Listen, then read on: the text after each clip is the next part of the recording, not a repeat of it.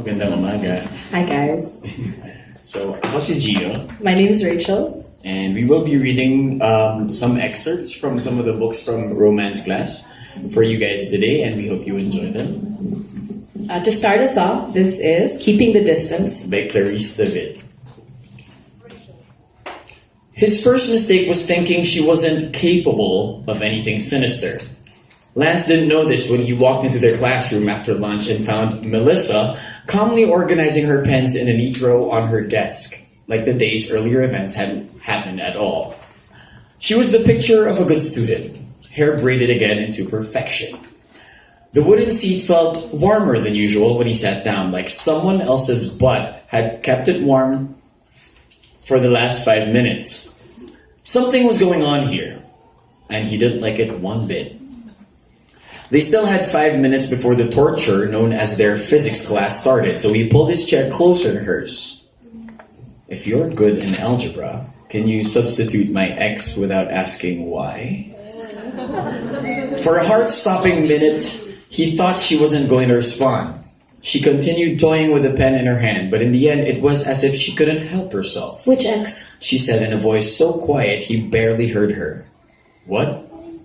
Which X do you want me to substitute? Her voice increased in volume, confidence stitching through every syllable. Noel Calderon, Jenny Rodriguez, Laika Abelia, Bea Sandoval. I could go on, but I think you see my point. Shocked would have been a colossal understatement for how Lance felt. He wasn't particularly proud of his rather extensive dating record, but at least he could say that he'd never dated two girls at the same time. Technically.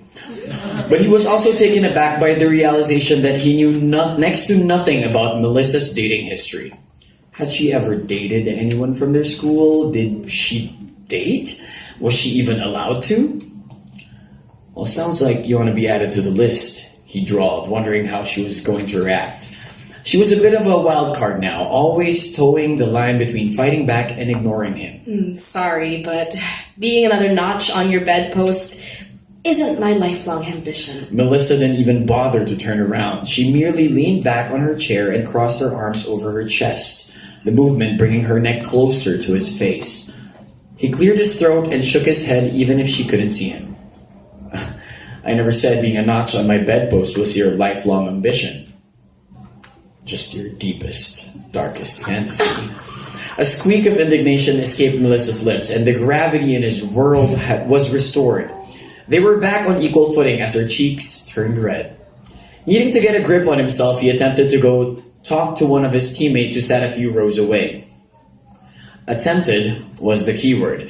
He pushed himself off his chair, but it wouldn't budge. It had attached itself to his slacks, some sort of super glue seeping through the fabric and latching onto his skin.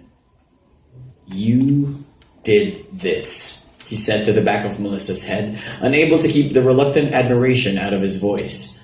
This time, she deigned to glance at him over her shoulder. Her face the picture of innocence, she said, Prove it. Unfreaking believable. But all the smugness evaporated from her face when Mr. Rodriguez, their physics teacher, walked into the room. No matter how smart you thought you were, there was always one thing you overlooked when you were new to the art of troublemaking. Melissa forgot to plan for the aftermath. It showed in the way she nervously doodled in her notebook, each stroke leaving a deep dent on the pages. He didn't have much of a choice since he was glued to his seat, but he was going to enjoy the coming fireworks show. In fact, he was going to milk every minute of it.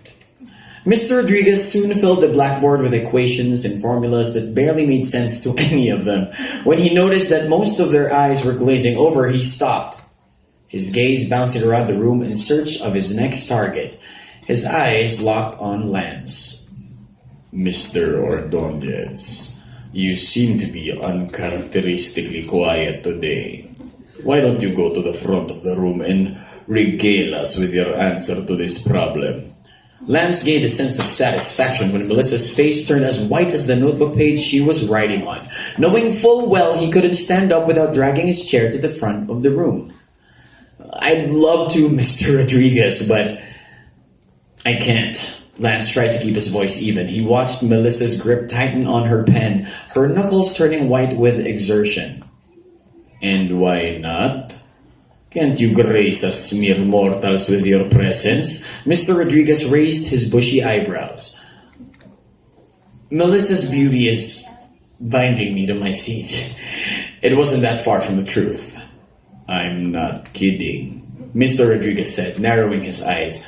Come here and answer this problem before I make you. He shook his head. I can't. Well then, I don't have a choice, Mr. Ordonez. Mr. Rodriguez's face hardened, a line forming between his eyebrows. Get out of my classroom. He scratched the back of his head, looking at his teacher in exasperation.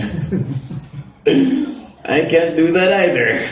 The class went so still you could hear people breathing. It was common knowledge that no one in his more than 20 years of teaching had ever defied Mr. Rodriguez. The man had no mercy when it came to failing students and was quite trigger-happy with his red pen. And why not? A dangerous look glinted in Mr. Rodriguez's eyes. Lance had no other choice but to tell the truth. He sighed. Because, Mr. Rodriguez, I happen to be glued to my seat. Keeping the Distance. By Clarisse David.